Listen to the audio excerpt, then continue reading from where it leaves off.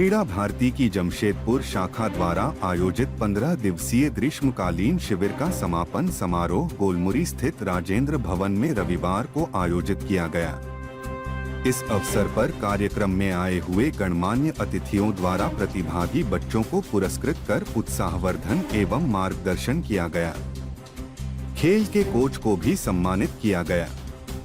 इस अवसर पर क्रीड़ा भारती जमशेदपुर महानगर के अध्यक्ष शिवशंकर सिंह ने कार्यक्रम को संबोधित करते हुए इस आयोजन को उच्च स्तर पर ले जाने की बात कही, जिससे आगामी समय में अधिक से अधिक बच्चे व युवा इस आयोजन से लाभान्वित हो सकें।